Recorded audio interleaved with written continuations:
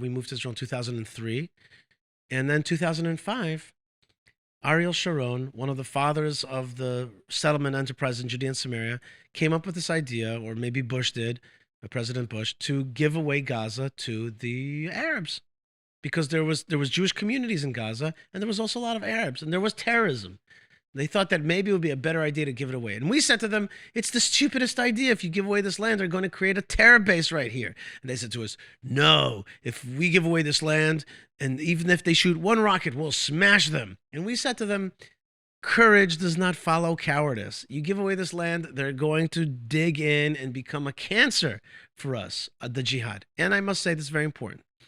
The Arabs in Gush Katif kept saying to me, physically, they said to me, don't give away this land. You don't understand who's going to take over and destroy our life here. This place is going to turn from a heaven to a hell. Arabs would say that through the fence. I remember their fingers holding onto the fence, talking to me, saying, don't give away this land. You don't understand what's going to be here. And I said to them, of course I understand. I understand perfectly. The other guy doesn't understand. I understand perfectly. And we went down there, 2005. I was sent by Ruth Sheva to cover and protest. And that's what we did. And we did our best to stop that disengagement in civil disobedience. How many of you were there? There were tens of thousands of people. We tried very hard. But for whatever political reason or another, it happened. And now that's why I call this war. Suffering the repercussions. That's right. That was 2005. We gave away that land, and immediately they set off on turning it into a forward jihad base. And they dug tunnels, and they made rockets, and they did everything to overcome the barrier between us and to turn it into what we've seen today. Now, and there's a pasuk in the Torah, it says, "V'temaleh haaretz Hamas." The land became filled with Hamas. Even underneath, the land itself became filled with Hamas. That's what we've allowed to do with our own hands. And it's heartbreaking. And now we're still not figuring it out. And the answer is so simple. Rule your land, govern your land, make sure there's no jihadism. If there are Arabs who are pro-Israel, non-jihadists, they could stay there. There's something called ger toshav, resident alien. It's a Torah term. Stay, live. As long as you respect and honor our government and our God and our peoplehood, you could stay. Of course you could stay. But this is our land. How do you differentiate between those Arabs? It's not so hard. If you're a jihadi, we'll find you out. And if you're a non-jihadi, we'll know quickly enough. I mean, so here in America, we're trying so desperately to have our voices heard, to have people understand what battle we're trying to fight, why we're doing this. And some people are listening, some aren't. Is this battle here, battle of words, is it worth it? Like you mentioned, should we care about what people think? Meaning, look how much land we gave away, probably for public opinion or right. whatever political reasons. Should we care so much? I mean, what do we do with that? What do we do with that? It's a very important question, and we're going to have to make in my opinion, it's important. We're going to have to make a very important distinction. We should care what people think. The bad guys are trying to convert every young person in America to think their way. So clearly, it's an important goal to make sure that people think along lines with you. But that does not mean that you should kowtow, appease, and act in a way to try to conform or what's the word I'm looking for, to make people happy, right, to succumb submit. To submit. That's not the way to do it. Yeah. The way to do it is to convince people, but through strength, and to understand that people respect strength. Yes, it's important what people think. I think it is important, but not to the point of doing stupid things that endanger your security and of surrendering. And what's so ironic, and this is my colleagues on the left never understand this. Nobody likes you when you're a shmata, when you're a rag, and you do what other people want. People don't want that. People want to see strength. They respect strength. All of us. People say, the Arabs only understand strength. I say everybody understands strength. People respect strength. So that's a big distinction. So yes, important to fight what I call the narrative war, what you call the war of words. I call the narrative war. Yes, it is important to fight it, but not to the point of doing stupid things. That's not the way to do it. And you can't appease these people. So how do you do it? You talk about it with clarity. This is our land. These guys are jihadists. They're trying to suppress Jews and Arabs alike. They're a force of regression, a force of darkness in this world. We have to fight them. Israel's the way forward. Israel's got to have strength. A bigger Israel is a safer Middle East. The thing is that you did that like with tens of thousands of people, but who really needs to hear it is the government. Absolutely, and we have now a more right-wing government. Look, the government, the sugya, the issue of the government of Israel is not an easy one, and that itself is its own podcast and its own discussion. But let's suffice it to say, we're doing our best to get leaders that are the right kind of leaders, and there's some better ones today, but we've been addicted to surrendering to so-called world opinion. By the way, there's many world opinions. Like any Hindu Indian wants us to be strong. Anybody in Poland and in Hungary and different kind of places, anti-jihad nationalist countries are with us. And there's many people here in America. They're only disappointed that we're not tougher with the bad guys. There's many people like that. And by the way, you'll meet Muslims, you'll meet Arabs, you'll meet folks that say to you, if you don't be strong with, I have on my phone all the time, all the pro-Israel Arabs write to me because they know that they'll be heard. They said, you have to be strong with these guys. You got to crush the bad guys. You can't give them land. Can't give them a quarter. Can't give them an inch. You do that, they're going to metastasize. And that's what they've done. So, okay. We have our work cut out for us. So you tell me, how do you see the future? Like, what is your work? What are you doing to do this? Well, my work is fanned out a little bit into a different few planes. Personally, me and that's a good question because I'm giving myself advice what I can and should do. A person's got to know their tafkid, their role. A person's got to know where Hashem has given them their strength and their path, where they can be effective. But by the way, here in Florida, I have a friend who's a real estate finance guy. He's become a full-time shipper of needs for Israeli soldiers. That's what he does now. That's what he does, and he's worked out a whole system. There's so many people doing so many amazing things right. like that. So there's people, you got to figure out where Hashem has put you. What's your front?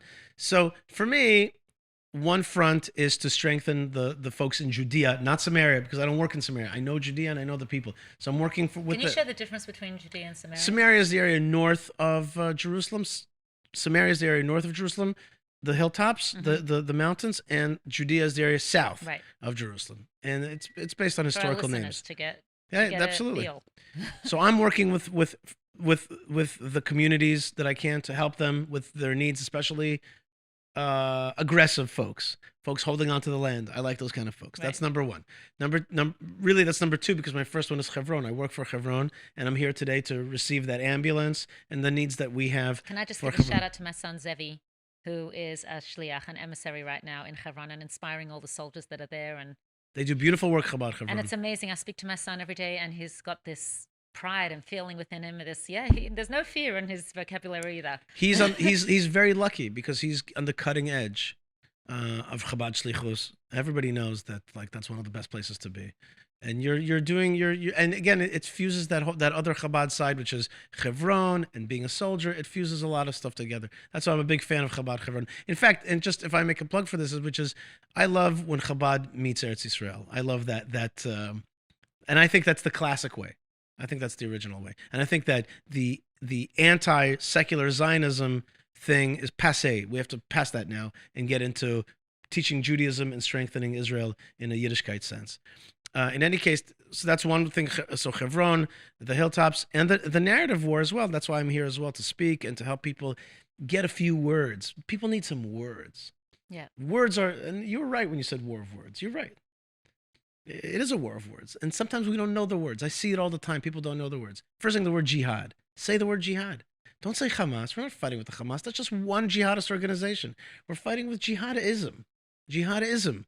This identity, this teaching of that Islam will destroy Israel and that they'll take over the lands. That whole thing has got to be fought. And the alliance between progressivism and jihadism has to be fought. What is progressivism? It's a way to weaken a society's defenses. You fight the family, which is the basic defense of civilization. You undermine the family. You undermine roles, family roles. You undermine that whole thing. You undermine identity.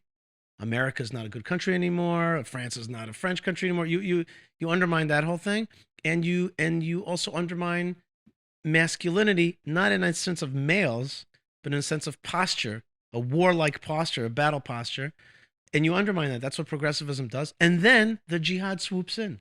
Right. And swoops right in, and they take over with their what I call real toxic masculinity.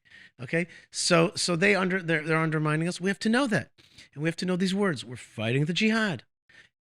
I always train people to say, "It's our land." Say it.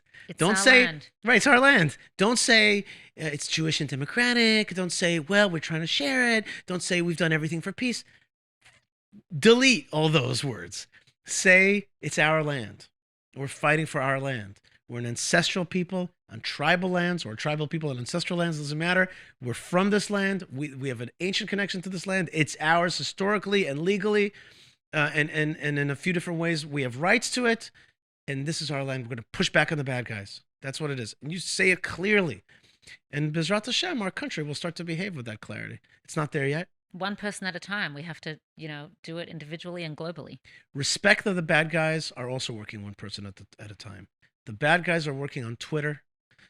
Twitter's the least of them. They're working on TikTok, and they're working on brainwashing. And so we have to do that too. That's right. That's right. But again, without kowtowing Right. to incorrect narratives. But it is important. You were talking about Tanakh earlier, so we know that anti-Semitism is Right. not new. It's been around for as long as As long as we can remember. So since the beginning of yeah, of so we actually time. interviewed Ben Shapiro, and he said something that stuck with me about how people don't think the way you do, and don't assume that they do. Like you Right. said, everybody has their own thing. We have to respect each other, but also respect our differences. Considering the nature of anti-Semitism and how it's been around as long as we can remember, is it realistic to believe that we can change the narrative and reduce anti-Semitism in the world, or is it just something that, like we see biblically, that they're born with. will never go away? Anti-Semitism is a taiva. How do we translate that into A English? desire. It's a type of desire. It's a type of instinct. Right. It's there. It's always going to be there. But it's more prevalent when Israel is weak, when the Jewish people are weak. When we seem weak, you remember that movie Finding Nemo? Yeah. Yeah. Remember Finding Nemo? So there's that shark who's trying to be a vegetarian, and he's like, fish are friends, not food. And everything's going good until he smells blood. Once he smells blood, the shark is like, the instinct just kicks in, and he becomes manic. Interesting. That's anti-Semitism. Anti-Semitism is there. It's just been brought to light now, you're saying. No, more than that. It's there, but it can be suppressed. It's suppressed when Israel's strong. Yad Ramah. When Israel's strong, when it comes out, that's why the Torah keeps talking about when they come out of Egypt, Yad Chazakah, and then people are like, whoa. And we have other examples where people become Jewish, right? In the story of Yonah, when they see the power of God, people become like they're mityahadim. They take oaths. In the Megillat Esther, it says, when they saw that the Jews kicked, the pro Haman party, the Amalekites, when they fought them, then everybody's like mityahadim. They become Jewish. When Jews are strong, it suppresses the instinct for anti-Semitism, and it is replaced with a awe and a respect. Whoa, these people are strong. God is with them. We see that in last week's parsha when Yitzchak is successful. The Philistines come and say, "Well, we see that God is with you." So when we're strong, it bats down the instinct that's for what I mean by anti-Semitism. that it's been brought to light now because we're not strong enough. Right, but it's more than brought to light. It's fed. It's Right, fed. it's It's fed. fed, and that's exactly what you have to understand about these images. The images of the horrors work against us. We think that if we show the world, look at what they did, how bad it is, then everybody's going to be like, shame on you, Hamas. No. When we Interesting. show them how vile they are against us, they see that we are a broken people, that Right. we're not yadeinu lo aliyona, we're not on top, and we have to have that. We have to have that feeling that no, we destroy the enemies. That's why when you actually show, and I heard an Arabic specialist, a Middle East specialist, talk about it on Israeli radio. She's like, you have to shame Hamas. You have to show them, look at you, you're like rats living underground tunnels behind Jewish women. This is a Muslim fight. You're Muslim men. You're not Muslim men. Look at you. Look at how you fight. You take people hostages. You kill babies. That's Islam. That's how she said you have to talk. So, in short, what was the question exactly? What was about is it realistic to eliminate anti-Semitism? Can we wipe out? Can we suppress? Stop kissing up. Start being strong. Don't let them bully you. Show them that you're strong. If on campus, and this is and I have to be. It's so sad because I have to even be careful with my words. But if on campus they're coming to beat you up, you got to beat them up. That's just. You have I'm to sorry. defend yourself. Yeah, that's it. And you got to show But that's them. what we're doing right now, and I'm saying that's what we're at war. That's right. But But it's got to be it's everywhere. a little harder to do on campus. Yeah. Because It's harder to do, but you got to do it. And the good folks did it back then. Right. And it sent a big signal. And right now we're sending a signal of somewhat weakness. And that's why I'm very careful to post stuff of strength on my feeds. Yeah, aren't you called an extremist? But I don't see as extreme. You need to be an extremist in order to actually get your message across. You have to be passionate. They asked me once on Al Jazeera if I'm an extremist. I said to them, yeah, I extremely love my country. That's right. I extremely love my story, my capital, Yerushalayim. Yeah, we're extremely in love. It's true. And look, they're going to call you names. They're going to work. They have a million ways, and they're quite good. Again, they're really quite good. They're quite good at what they do. So take them seriously, but don't be overly afraid of them. Don't give them that fear. An aggressive stance, a stance that's based on our rights and our history and our connection, our tribal rights to this land, our historical rights, our God rights. And we just don't do that very well. A lot of times we want to be nice. We want to be nice. We love being nice. We love being perceived as nice. So it's okay. You don't have to always be nice. And if you're on a campus like, where was that? In Cornell and on other campuses, like, make sure they know that the Jews are not going to be pushed around. You know what I mean? And okay, you could get in trouble for saying things like that, but it is important. And Israel's got to do the same. Israel's got to stop making stupid mistakes. Stop making stupid mistakes. Stop giving away your land. Stop allowing the UN to teach jihadism through UNRWA schools. Stop transferring money to the enemy through Qatar. Stop having no-go zones in your capital city. Stop doing stupid things. They will lead to disaster. And so we're working also on policy, on Israeli policy. We're trying to get it in the right direction. We pray for our country to get back into... When you say we, it's you and a group of people? Me and a huge swath, and probably a majority of Israelis that just believe that it's time to stop. They have ways of saying, in Israel they call it, it's time to speak Arabic, they say. They have different ways of saying it. But it just means be a Middle East country. Stop being a West-style, kind of sissy country. It's got to be strong, and people will like you better. That's the thing that the folks on the left never understand. The Arabs will be like, oh, right. Oh, okay, you're like us. We're Ishmael, you're Israel. Right. Okay, we're cousins. It's like a message to all people pleasers. Really, this is on a People broader pleasers. scale. It's That's just right. like it's a bigger thing. It's just we're the canaries in the coal mine. We're like, whoa, Right. wait, watch out. If you people please, this is what will happen.